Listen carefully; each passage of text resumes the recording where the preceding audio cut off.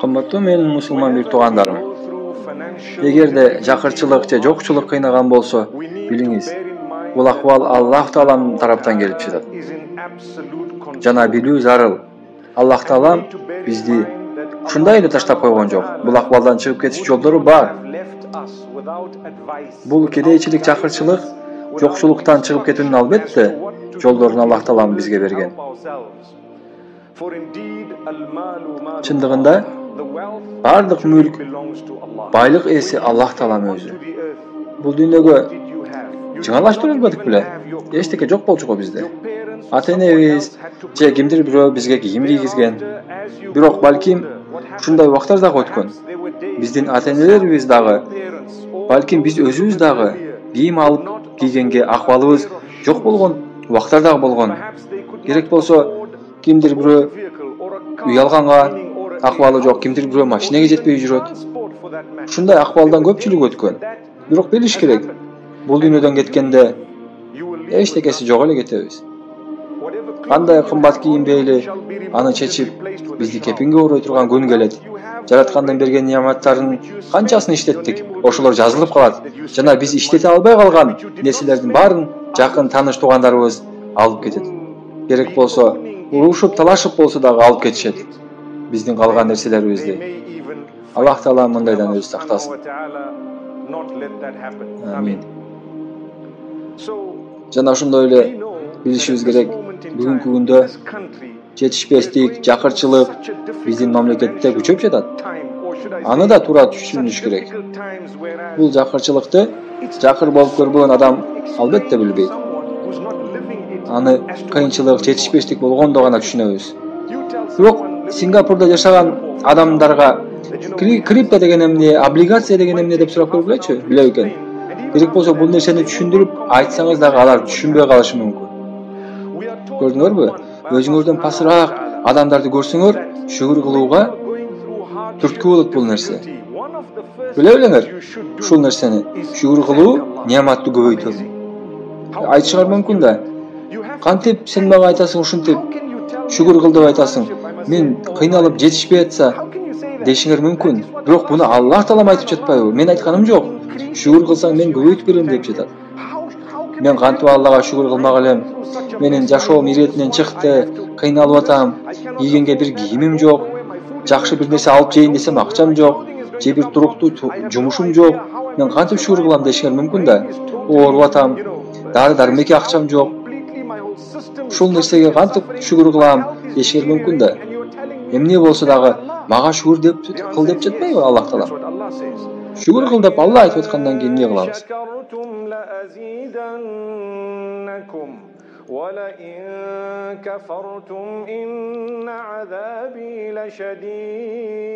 Эгерде силер шүгүр кылган болсоңор, биз неаматтарыбызды көбөйтүп коебуз деп жатат. Көрдүңөрбү? Куранда. Эгер кандайдыр бир кыйынчылыкка шүгүрсүздүк кылган болсоңор, Алланын берген неаматтарын унутуп койгон болсоңор, анда биз оор азап менен азаптайбыз. Муну Аллах Таалам айтып жатат. Жазалап коем деп атат. Жараткан мындан сактасын бизди. Пайгамбарыбыз Мухаммад саллаллаху алейхи ва саллям шүгүр кылуунун оңой жолун үйрөткөн. Өзүбүздөн төмөнүрөөк, жардыраак турган адамдарды карап жашаш керек. Бир паста үйү жок калып кеткен адамдар уккансыңарбы? Жамгырдын себебинен бүтке жолдорубуз тешилип калса, шүгүрсүздүк кылабыз го. Керек болсо, үйлөрүн сел алып кеткен адамдарды бирештеп койбойлубу? 100 000 деген адамдар бар. Ушундай ар кандай апааттар үйлөрүн, шаарларын керек болсо жоготуп койгон элдер бар. Биздики го жакшы экен, чыдаса болот экен. 4-5 өңгүл болгон жолдорубуз чуңкурайып калса ошого эле жаман болуп кетебиз. Аллах Таалам апаат менен канча адамдарды өлүмгө дуушар кылган учурлар бар. Аллага шүгүр кыла берели. Я Алла дейли. Биз керек болсо жолубузду оңдоп алсак болот экен. Дүйнөдө жол деген эмне экенин билбеген элдер бар. Пайгамбарыбыз бизге ушундай үйрөткөн. Дагы кайталайм, өзүңөрдөн төмөн, өзүңөрдөн көбүрөөк азап чеккен адамдарды карап жашагыла деген жакшы отуруп ойлонолучу. Тарыхта канча нерселер болгон. Өлүп кеткен адамдар, канча шаарлар бузулган, кыйрап кеткен, коомдор Сирияда ушуга окшоп кеткен жерлер, бир шаар курап калган жерлер бар. Ошол шаардан эптеп тирүү калгандар эч нерсеси жок кайыкка отуруп алып, канча миңдеген километр сүзүп качканга дуушар болгон адамдар болгон. Ошондой ойлонуп көрсөңөр, силердин кыйынчылык сынооңор ошолордон дагы оорураакпы? Ушундай адамдар бар керек болсо, оң жагынан, сол жагынан ар кандай бомбалар түшүп жатат, жардырып атат, атып атат аларды, канап атат. Алар түшүнбөй атат, эмнеге атып атат бизди, эмне кылганыбыз үчүн атып атышат деп качып жүргөн адамдар бар. Мына бүгүнкү күндө алар ойлонушат. Мен мусулман болгонум үчүн атып атышабы деп коркушат экен. Мен бүгүн эмнеге атты экен? Кен байлыктарыбызды алып кеткени келип атып атабы бизди деп ойлойт экен. Намаз окуганым үчүн атып атабы бүгүн деп качып жүргөн адамдар бар бүгүн. Бүгүн ошолордун оор кыйынчылыктарын бир эстеп ойлонсоңор, өзүңөрдүн кыйынчылыгыңар жеңил болуп калат. Ошон үчүн туугандар, биз милдеттүүбүз. Биз жөн гана милдеттүүбүз.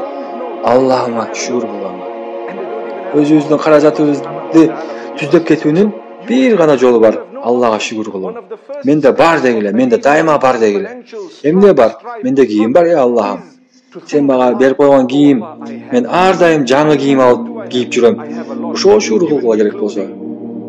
Азыркы биздин кийимдерибиз 5 жыл, 10 жылга жеткизип койсок болот азыркы кийимдерибизди. Айтышыңар мүмкүн да, жок мен мурун аябай сонун кийинчүм, мурун жашоом сонун болчу дешиңер мүмкүн. Анда жакшылап ойлонуп көргүлөр. Ушундай жерлер бар. Мен ал жерлерде жүргөм, көргөм аларды. Сирияга окшоп кеткен мамлекеттер. Ал жакта суук болгондо адамдар кийимдери жок жүрөт. Бир байпак менен чыгып кеткен адамдар бар. Сууктан чыгышат ошентип. Алардын арасында адамдар сүйүнүп жыргап жүргөн адамдар дагы бар. Бизде аба ырайы жакшы, кийимдерибиз дагы жакшы. Биздин кедейлердин кийимдери алардын байлардын кийимдериндей. Чындап ошондой. Аллах Таалам бизге шүгүр кылганды насип кылсын.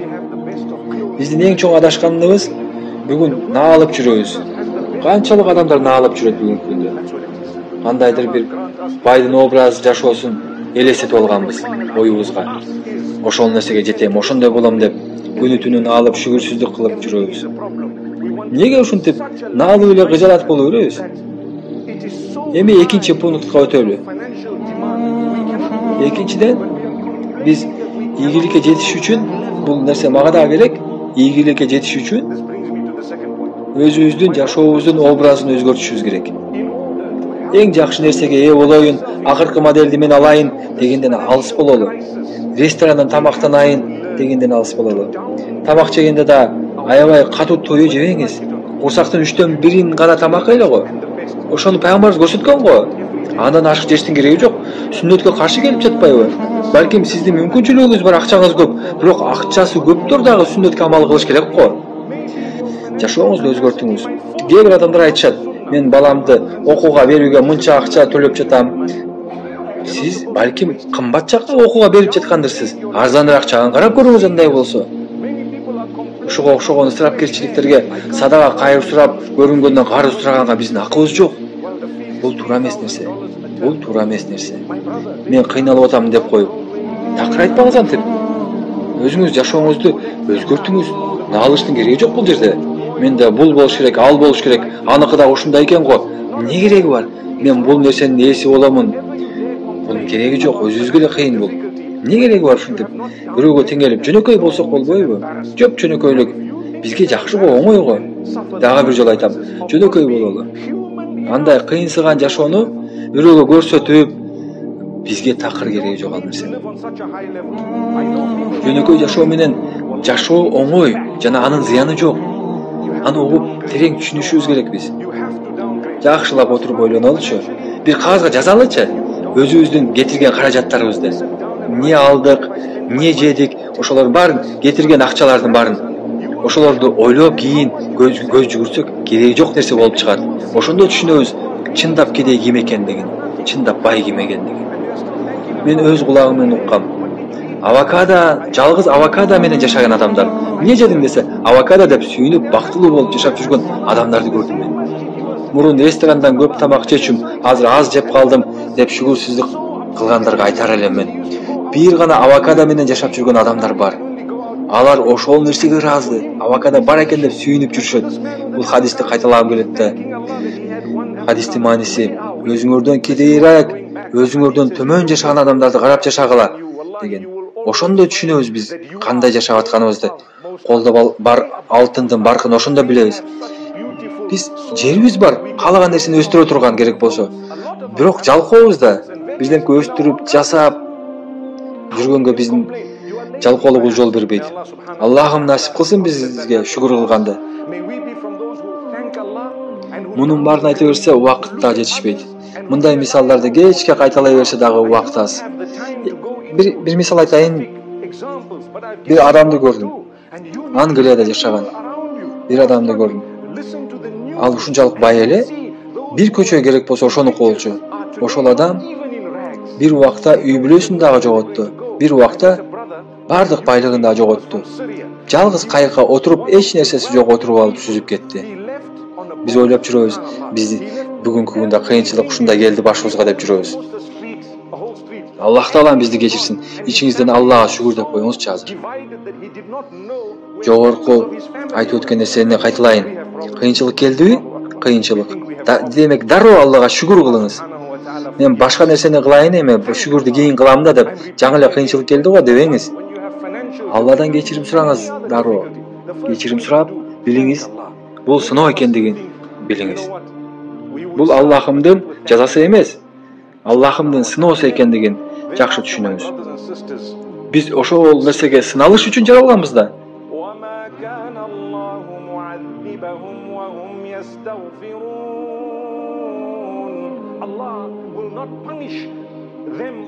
Аллах кечирим сурап, тобо кылгандарды жазалабайт. Аллах Таалам айтып жатат буну. Керек болсо кечирим сурасак, бизге түшкөн азап дагы сыноого айланып кетет экен. Ойлонуп көрүңүз, балким бирдемкени туура эмес кылгандырбыз. Күнөөнү өзүбүздөн издейли да. Балким процентке акча алгандырмын, балким бирөөнү алдагандырмын, балким бирөөнү ушактагандырмын, бирдемкени уурдап койгондурмун. Ушундай жаман күнөөлөрдүн себебинен болот да бул. Алымдарга барсак айтат, бул Аллахтын сыноосу деп кое берет. Алардын милдети ошол да. Бир өзүбүздү өзүбүз жакшы билебиз го. Жакшылап ойлонуп көрсөк, күнөө өзүбүздөн чыгат. Бул сыноону Аллах Таалам өзүнө жакындашыш үчүн, жакындатыш үчүн берип жатат Аллах Таалам балким. Устаздар бизди ушинтип үйрөтчү.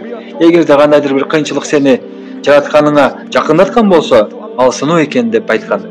Ал азап эмес.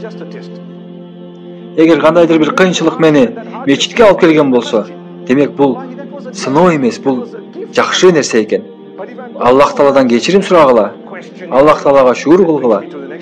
Жакшы нерсе тартуулагыла. Дайыма ыраазы болгула, бирок эч качан ушундай сурабагыла. Алла, эмнеге мындай болуп калды деп, эмнеге мени тандадың бул сыноого дебегиле. Силерден дагы оорураак азап менен азапталган адамдар бар. Керек болсо Аллах Таалам өзү айтат. Эч качан айтпагыла, эмне үчүн мени тандадың деп айтпагыла дейт. Бул дүйнө, бул жашоо экзамен, сыноо. Экзамен, сыноонун мааниси ушунда жатпайбы? Экзаменден өттүкпү, өтпөдүкпү, бул нерсени өлгөндөн кийин билинет. Акыры өзүбүз деле айтып жүрөбүз го, бул дүйнө сыноо дүйнөсү деп, экзамен дүйнөсү деп айтып эле жүрөбүз го. Бул нерсе Куранда деле жазылган. Жашыруун эмес го бул нерсе. Буну баары билет го. Мисалы кандайдыр бир экзамен болуп жаткан болсо мектепте, комиссия отурат, экзамен болуп жатат, билетти алып алып, бунун жообун билбейм, эмнеге мага бул суроону жок эле суроону берип койдуңар деп айтпайт да окуучу мисалы. Эмнеге жоопторун жазып койгон жоксуңар ылдыйына деп айтса, мугалим айтышы мүмкүн да. Аракет кылып жооп бергенге аракет кыл сен. Бул ушунусу менен экзамен деп айтат да мугалим. Ошол сыяктуу эле биздин жашоо дагы экзамен го. Кандайдыр бир кыйынчылык келет, кандайдыр бир жашоодо бир жакырчылык, жетишпестик, бир кажат болот. Ошол нерсени жүгүрүп барып, мечиттен Аллах Тааланын астында туруп, намаз окуп, сураш керек го. Ар бир намазды өзүнүн убагында окуп, ошол намаздан рахат алсак, кантип чечилбейт бул нерсе? Жакында эле бир мечитте бай адамдын сөзүн уктум. Бирөө келип алып өзүнүн эле бизнесин эле айтат кайра эле. Ошондо айтты бай: мен бул жерде мечитте Алла менен гана байланышам, мен жумуштун сөзүн сүйлөшпөйм деп койду. Мен шундай ыраазы болдум. Карагылачы кандай сонун адамдар бар. Алардын мечитке кирип окуган намазы акыркы намазы сыяктуу окушат. Валлахи, ийгилик бул сен акчаңдын көлөмү менен өлчөнбөйт. Ийгилик бул Аллах Тааланын ыраазылыгы менен өлчөнөт. Сен балким эчтесең жоктур, үйүң дагы жоктур балким. Бирок Аллах сенден ыраазы болсо, мына ошону айтат ийгилик деп. Алланын ыраазылыгы бул бардык байлыктан жогору турат. Мечитке келдиңер, жалгыз гана Алланы ойлоп, баарын эсиңерден чыгардыңар. Бул кандай гана бактылуулук. Аллах Таалам айтат.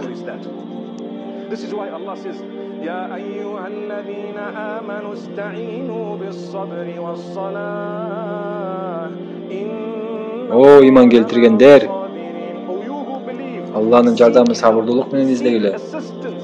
Сабырдуулар менен Алла деп айткан. Эмне үчүн Аллах Таалам сабырдуулар менен мен деп жатат? Эмне үчүн бул жерде сабырдуулук жөнүндө айтылып жатат? Себеп дегенде, намаз окуш үчүн дагы сабырдуулук керек экен да. Себеп дегенде, кыйынчылык келген убакта адам баарын таштагысы келет да, ошондо дагы намаз окуп Алладан сураган адамга дагы сабырдуулук керек экен да. Жөнөкөй намазды убагында окуй албасак, анда наалыштын кереги жок. Аллах Таала менен байланышты үзүп койгон болсок, өзүбүздөн эле көрөлү. Кыйынчылыгыбыз андан бетер күчөйт го. Аллах Таалам айтат: "Сен мага жакындасаң, мен сага миллиондоп акча бербейм. Мен сага бирок кепилдик берем. Сен бактылуу болосуң, жүрөгүң тынчтанат" деп жатат. Ошон үчүн кыйынчылык келсе дароо намаз окуйлу.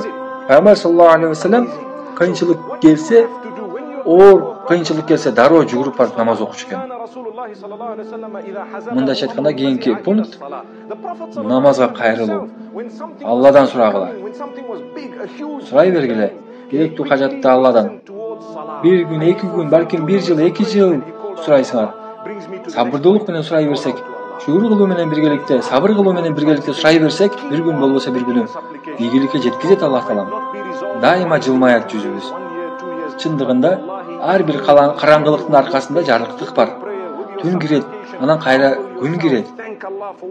Ошондой сыяктуу эле канчалык чоң бир кыжалатчылыгыбыз болсо, чоң кажатыбыз болсо, ошол нерселер Аллах Таалага жакындатат.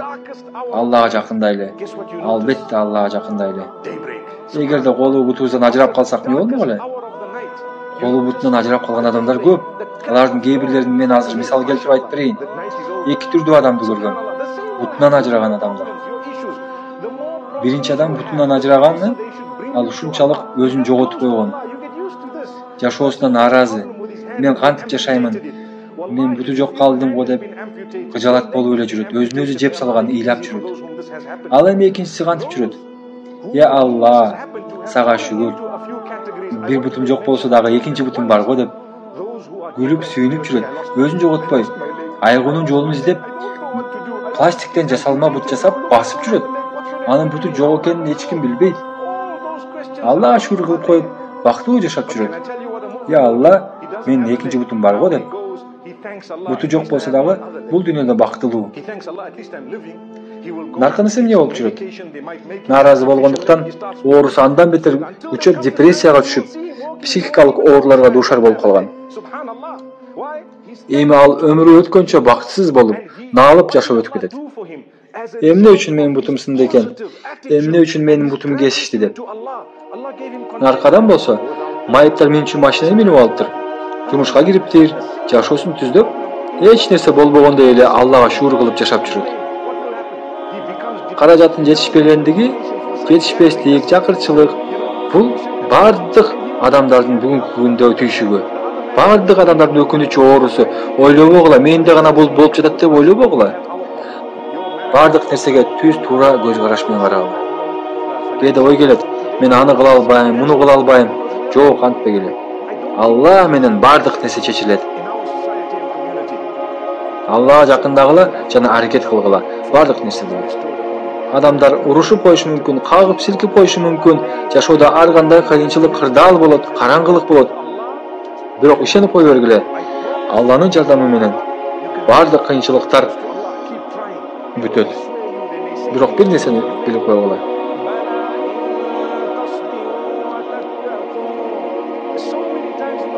Аллах Таалам Куранда мусулмандардын сыноодон чыгуу жолун айтканда, биз силерге жардам беребиз. Силер сабырдуу жана такыба болсоңор. Сабыр кылып аткан болсоңор, адамдарга айтпагыла. Кыйынчылыгыңарды мындай да, андай да өзүңөрдүн не кыласыңар адамга түйшүгүңөрдү айтып, дүйнөгө жар сарып, не кереги бар кыйынчылыкты айтып. Сабырдуулук кылып, унчукпай эч кимге айтпай коюу, мына ошонун аты сабырдуулук болот. Адамдар билбей калсын, сыртыбыздан сыр алдырбай, байкатпай сабыр кылалы. Мына ошол сабырдуулук.